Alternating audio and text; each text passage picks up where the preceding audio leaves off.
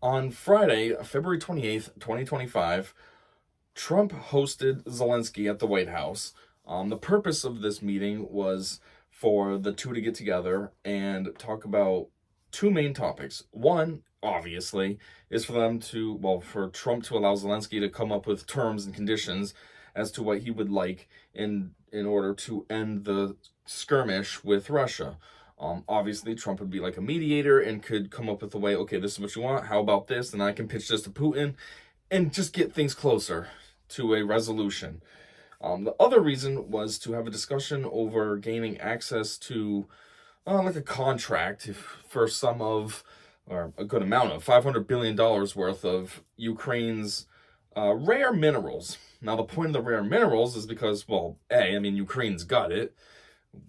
Obviously we want some of that as well. I mean, the whole world does, but I don't even know if we currently are getting any. So this is a way, A, to finally gain access to that. But B, it's a way to recoup some of our costs that we just, willy-nilly gave away to Ukraine under Biden. Now, you might hear this and think, well, why would we be recouping our costs? We were helping them fight a war.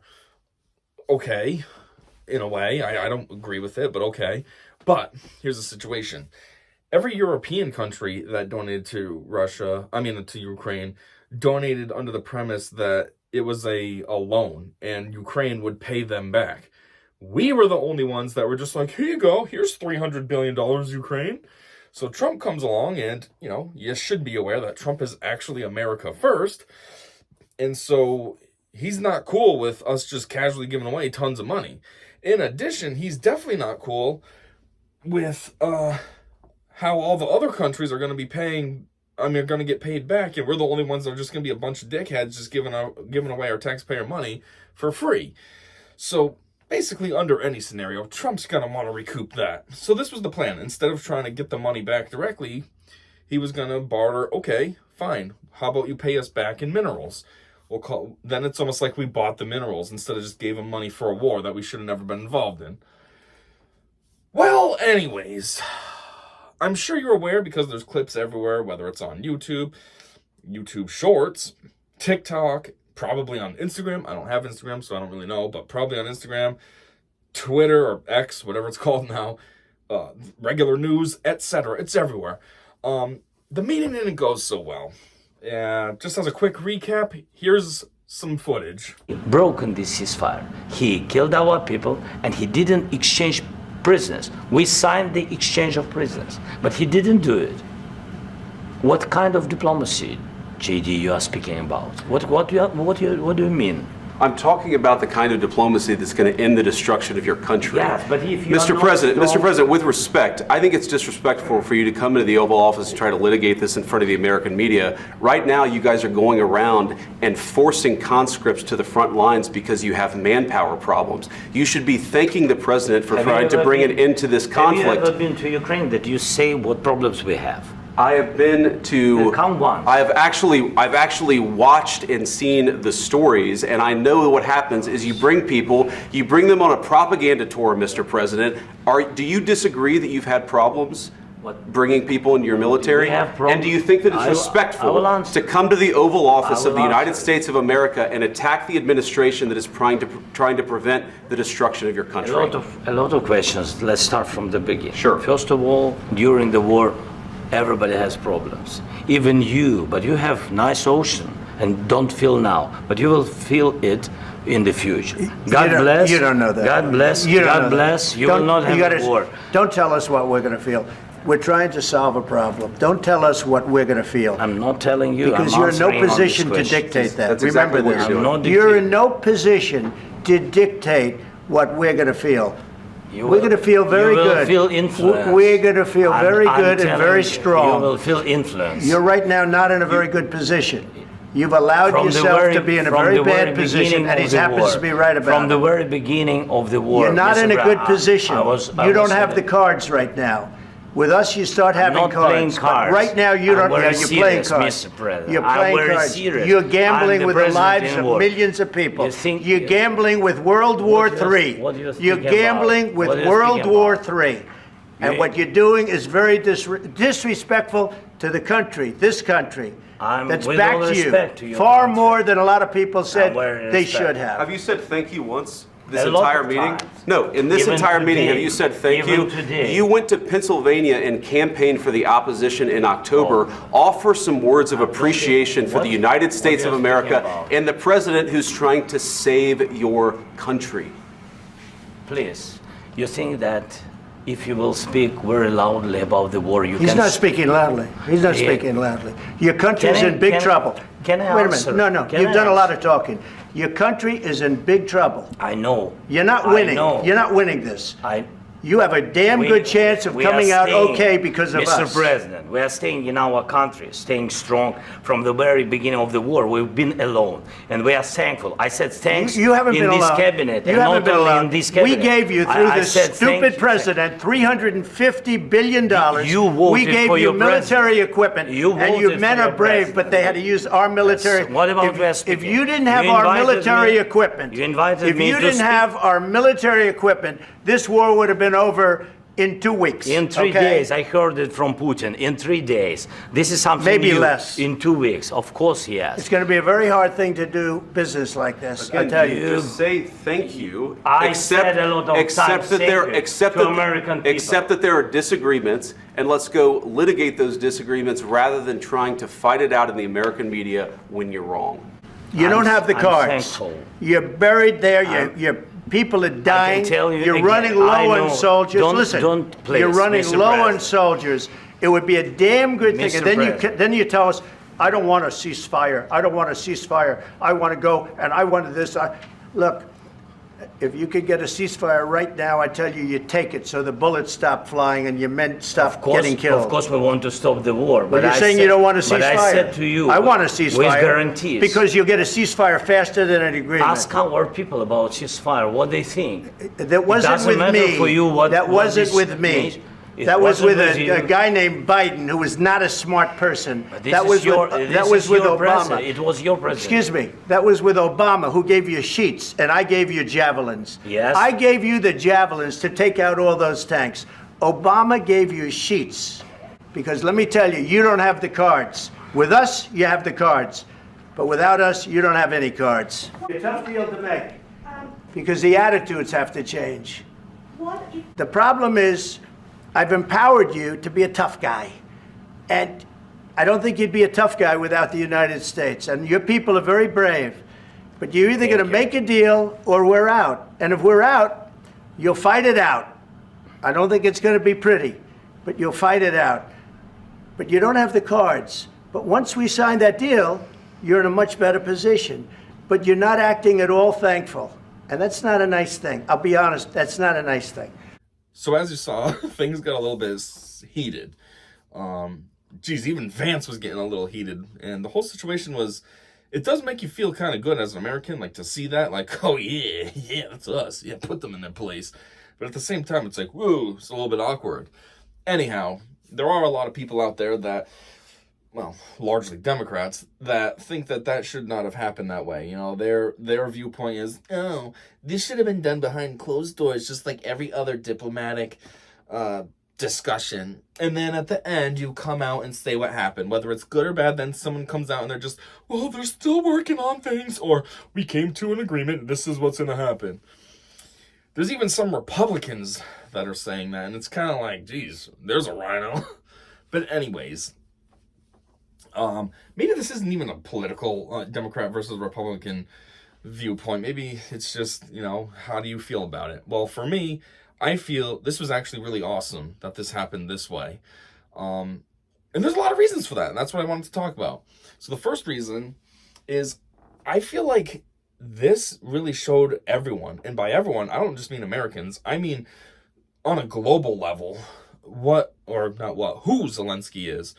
You know, I know at least here in America, nobody knows anything about Ukraine or Zelenskyy. We know what the media tells us, which is always got a huge spin on it because they're all about, A, being a DNC talking mouth, or that would be the same thing, obviously, you talk out of your mouth. You know what I mean, though. They say the DNC's talking points, and B, they're just propagandists because of that. They're always spinning a narrative, you know, and look at the whole situation with Trump. Russia, Russia, Russia. There was no Russia, Russia, Russia. That was all made up by Hillary Clinton. It even came out that that was the truth, and that they still tried to do that crap in like his most recent campaign. I mean, and that's just what they do. They don't like the truth. They don't like reality. They like the stories that they can make up. And so, yeah, as such, we don't really know much about Ukraine, or we don't even know much about the situation. I mean, seriously, the average American viewer that sees my video right now, what is the situation with Russia and Ukraine? Why do they have a problem? Do you know? I highly doubt it, without doing any research. I say American because I'm sure overseas in Europe, they probably are a little bit more informed. They probably actually do know what's going on, but we don't. We just know there's a situation, and the propaganda has been to just blindly support Ukraine. Put the Ukrainian flag in your bios. Support Ukraine for no reason. Why? I don't know. Just do it because we're telling you to. So anyways, this whole situation, at least, allowed people to not understand what's going on in Russia and Ukraine. We still don't really know what's the skirmish, but you got to see who Zelenskyy is. And I mean, in this meeting with Trump, you saw that he's just like an arrogant, pompous, like douchebag, just a little dickhead. I mean, let's be real. For starters, the White House is the president's home. Yeah, granted, Trump has a bunch of homes elsewhere, but as president, that is his house. So he invited Zelenskyy to his home to try to have a discussion with him in a peaceable manner to achieve a couple of goals.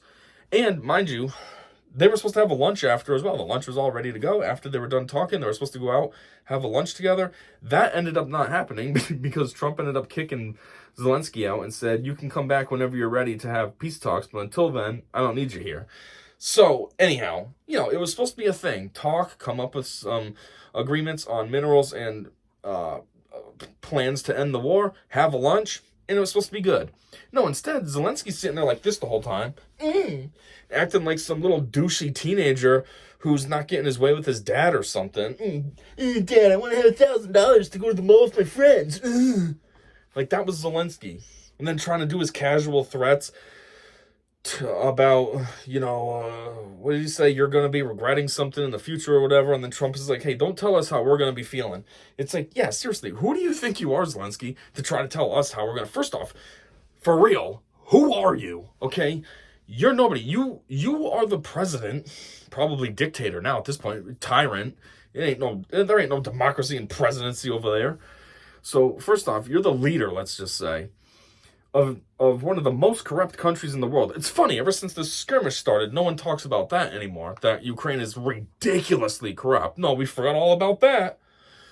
But yeah, you're the leader of an extremely corrupt country that really doesn't have much exports. I guess rare minerals and what, grains? Oh my God. Such a great industry you got there. Whew. GDP must be off the charts. But no, it's like he's got that. He obviously has no military. That's why he needed all this funding from like everywhere, from us and other European countries. I don't know if Canada's pitched in. I know Trudeau's been running his mouth a lot. I doubt that they pitched in at all, though. But if they did, Canada as well, I guess. But yeah, like, he's a nobody. Without all of this help, he would have stood no chance at all. Putin would have gone in and did what he wanted to do, and it would have been over in a matter of like 3 days. But all these countries interfered and helped Zelenskyy have resources to be able to, defend himself, and that's why it's been going on for 2 years now. So anyways, point is, it's like, who are you to try to act tough? You have nothing. Everything you have, we gave you, basically. Like, relax right now. He's just very dickheadish, very douchey. And the other thing is, what you were able to see in this is that he doesn't care about having peace. Clearly, he didn't come up with any resolution. He thought that he was going to come in, and just like with Biden, he was just going to get a payday. He'd walk in and Trump was going to be like, here you go, here's $100,000. And no, it's not Biden. Sorry about that, dickhead. We actually have a president that cares about us instead of being a massive traitor and cares about the whole world except for us. So, yeah, then that's what he's like all cranky about too. I'm not here to get a check. But yeah, so that just shows that he doesn't even care about ending the war. He just cares about, getting money. And since it's corrupt, a lot of this is getting funneled into himself. He's got, what, a house in Florida? Why does he even have a house here in Florida for? But he's got that. He's got, I don't know, all kinds of other properties and such. He's got tons of money in the bank. So, yeah, that's all he cares about. Oh, good. As long as this war is going on, I can keep getting a payday and taking a cut for myself. You know? So, anyways, and then that also shows, you know, at least hope to the rest of the world that they're like, whoa, hold on, Zelenskyy ain't serious about ending this war at all. Another thing is maybe opens up his, I mean, they might know, but it could open up eyes to his own people in Ukraine. Like, you know, they're going out and fighting and getting killed and stuff, and these families are losing their sons and possibly daughters and stuff. I don't know if Ukraine's military is like ours and lets women join or what. That's why I said possibly. But, yeah, and now they see their leader just kind of like not caring and just, I just wanted a payday. So that's one thing that I think was very good about this. You're able to see just exactly who this prick is and why he should have never had our support in the first place. Also, because of how he's acting with Trump, it kind of brings up the question, is this what happened with Putin before the skirmish even started? Maybe Putin came to him and was like, hey, what's his name, Vladimir? Mr. Zelenskyy, I want to have a proposal with you to talk to you about this. And Zelenskyy's just like, I don't think so. I am my own country now. And then Putin was just like, okay, be a little baby bitch. I'll just do what I need to do. And yeah, now there's a skirmish. So it's kind of like, maybe that's why. You know, the whole time, you know, our media at least has been trying to pump up Putin like he's such a bad guy. And I'm not saying he's great. Obviously, you know, he does have his own flaws. He has issues with his democracy, how anytime someone runs against him, and maybe they're a little vocal against him, they suspiciously get sick and end up passing away. So, you know, he has problems too. But maybe in this one, he ain't as much of a bad guy as he's been made out to be. Maybe Zelenskyy is just an uncooperative little mother effer, and that's why things ended up the way that they are now. In this little speech here, or this meeting here, they got to see that. I mean, geez, even when JD was grilling him, saying, can you at least show some appreciation for what's been done for you so far? Can you at least say thank you? Zelenskyy couldn't even do that. He couldn't even be like, okay, thank you for your help. Not once. He kept going on, just being a little baby. I'd like to say thank you. I'm here for more money, mother effer. So, yeah, that's the first thing that I think this was good for. The second reason why I think this was good to broadcast this was because, like I said earlier, the mainstream media, they love putting spins on things. And they still will. You know, you'll have these, you know, super low IQ retards on the View try to put some kind of spin on it. Oh my God, Trump and Vance were just bullying poor Zelenskyy. Like, his country's in a war and he needs help. But it's like, you can try to spin that narrative as much as you want. The whole interview, or whatever you want to call it, sit down, is out there. Like, you can just go pick up the raw footage and watch it. Forbes, they do a great job recently at putting up all the raw footage. Go to Forbes' YouTube page. Boom, it's right there. Watch the whole uncut thing. And then see what's real about it. Is what the stupid ladies on The View are saying true? Is what Rachel Maddow's saying is true? Is what CNN's saying true? Probably not. They're creating a spin. You know, just like Karine Jean-Pierre did all the time with Biden. Oh, you know, I was just in a meeting. He's sharp as a tack. He asks good questions and blah, blah, blah. No, he probably asked the same question over and over again because his Alzheimer's made him keep forgetting. You know, and sharp as a tack, maybe as sharp as a real rusty bent tack. You know, or how everything was cheap fakes. When you'd see, when they had regular video of him being delirious, shaking hands with nobody. Or that time at the parachute stunt show and he's wandering off. And all the other leaders are like, what the fuck's he doing? That was a cheap fake. Somehow, the real unedited footage is a cheap fake. So, you know, they'll still try to pull some nonsense, but at the end of the day, it's going to be a lot harder to pull nonsense and a lot harder to defend your dumb nonsense when the truth is just right out there and easy to find. You know?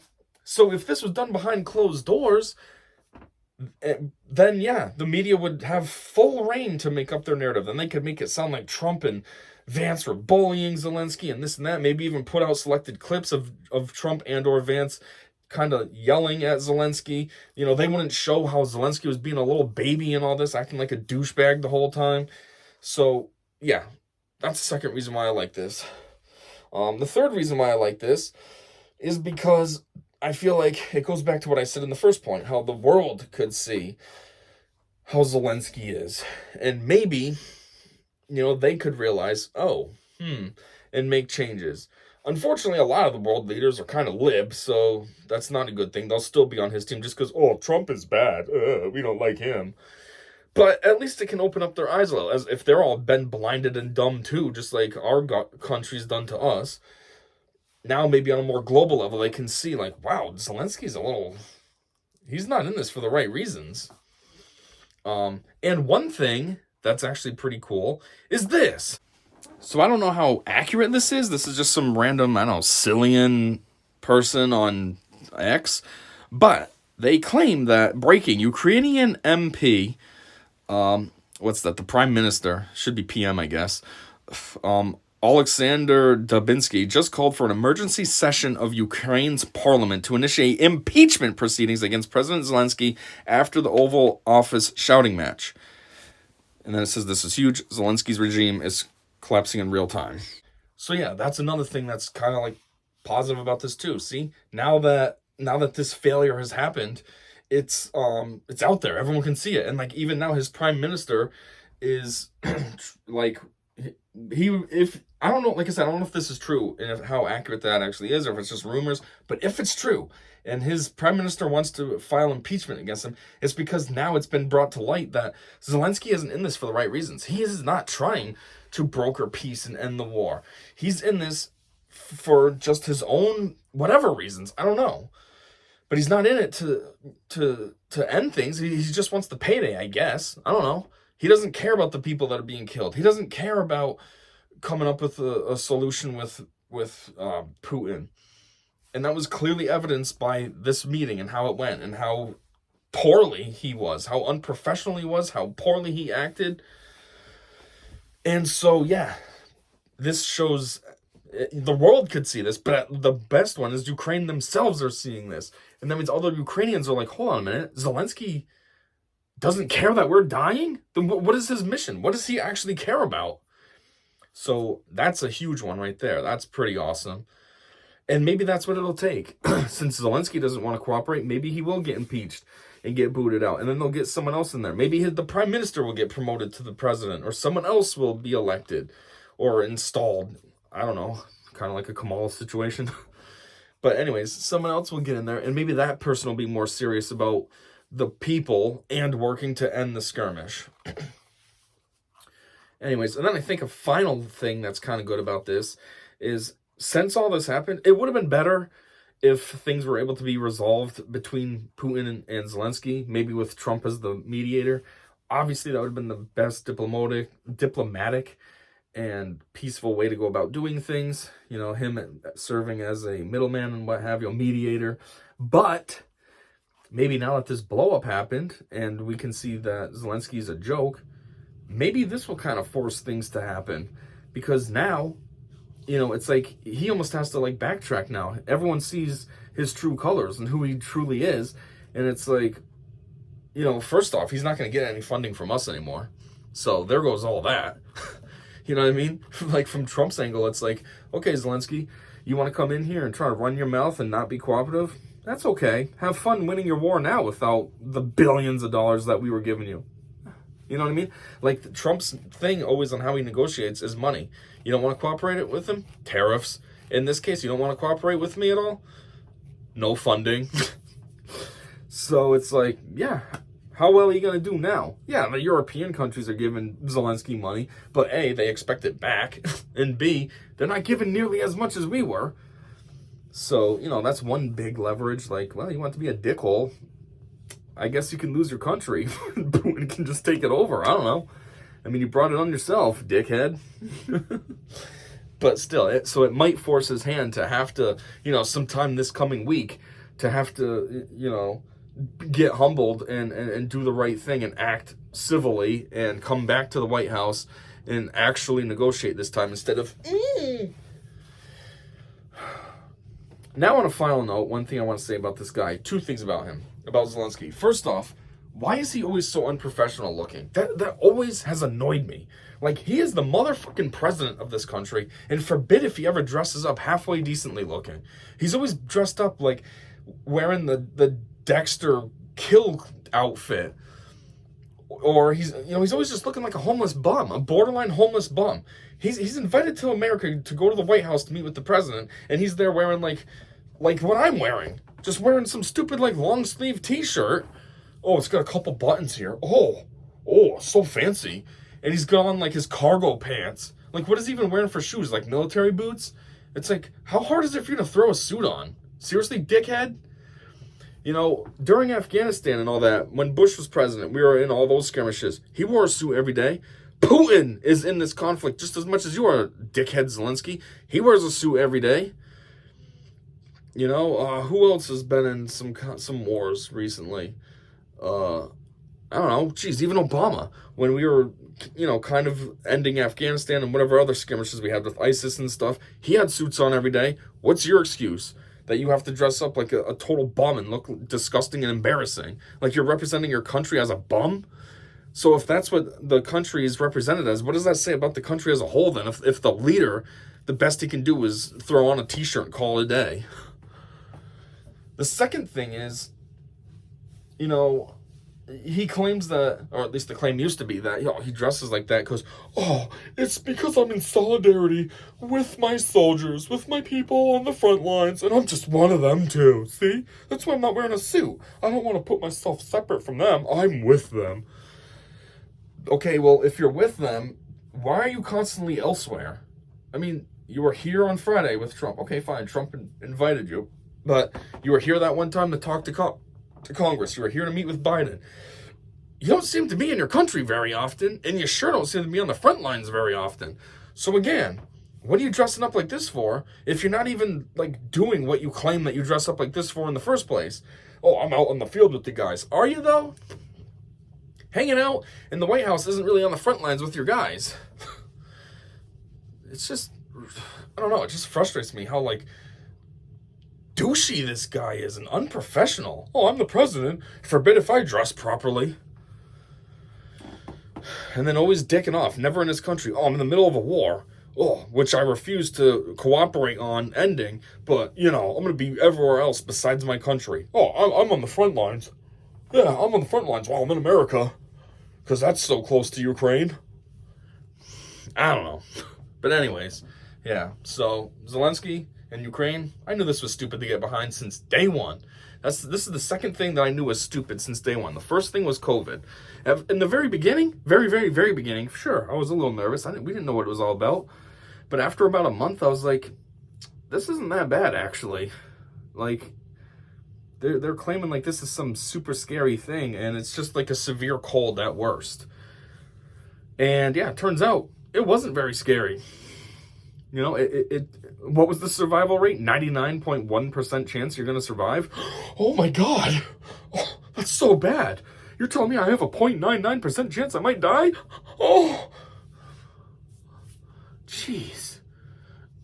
That's exactly opposite of what Lysol wipes do. They kill everything but the 0.1%.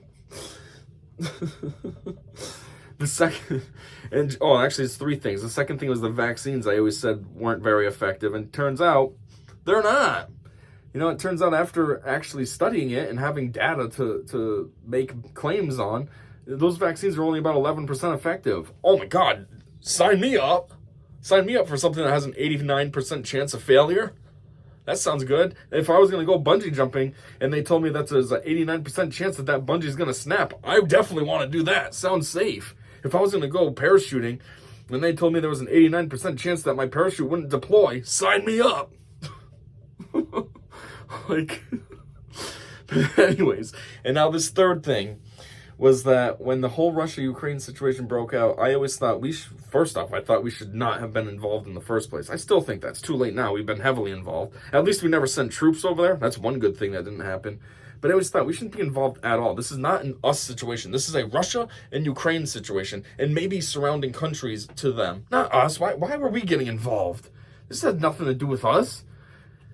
That's like if us in our border with Mexico. You know, that's an us problem, us and Mexico. And that's like, that would be like if France was getting involved. And it's like, what are you doing? Leave us alone. This is a us and Mexico situation. Let us handle it. We'll build a wall. We'll tariff Mexico and all this. We'll come up with solutions. We don't need you getting involved. And that was like Ukraine. Like, why are we sending Ukraine money? Let them handle their situation. Like, leave them alone. It's a them situation, not an us. But anyways, that's what I've always thought. And I've always thought that it was pretty stupid that we're supporting them, especially Zelenskyy, because, you know, Ukraine's always been known to be extremely corrupt. And I'm like, why are we giving all this money to a country that we know is extremely corrupt? You know that the leader is dipping in. And I can't say yet that it's proven he's been dipping in, but he does suspiciously, he is suspiciously doing very well financially. He's always been pretty broke or mediocre wealth his entire life. Then he becomes president of Ukraine, and now he's making it onto Forbes lists. I wonder how that's happening. It probably has nothing to do with how we got $300 billion from us. And whatever other aid from other countries. Nah, it's probably not that. I don't know. I guess being the president of Ukraine has a ridiculously high salary. You know, I know here in the States it's $400,000 a year plus $50,000 like spending budget. So you get $450,000 a year to be president of the United States. But I guess in Ukraine it's different. You get like $1 billion a year or something. I don't know. But anyways, yeah, that's it. That's all I had. I just wanted to talk about this situation while it's kind of fresh and say what I think. And yeah, I think that this was awesome. It was definitely the best way to go about doing this, despite what other people might cry and say. This was really the most effective way to do this. And if anything, this might help end the skirmish way faster than doing it behind closed doors and all that, like the traditional way of doing things. Because like I said, in point 4, now that that's out there, it's like Zelensky's got to do something. He's either losing his position because he'll end up getting impeached, or he needs to act and do the right thing and save face in front of the entire world. And not only in the front of the entire world, but also in front of us. I mean, that's what matters the most. Who cares about the rest of the world? You know, they all rely on us. So who cares if they're all on your team? What matters is us. So you need to save face to your own country, and you need to save face to us. Or you lose your position via impeachment. So this could really, like, fast-track things to end now because Zelenskyy completely effed it up. But yeah, that's all I got. So thanks for checking this out with me, and until next time, see ya.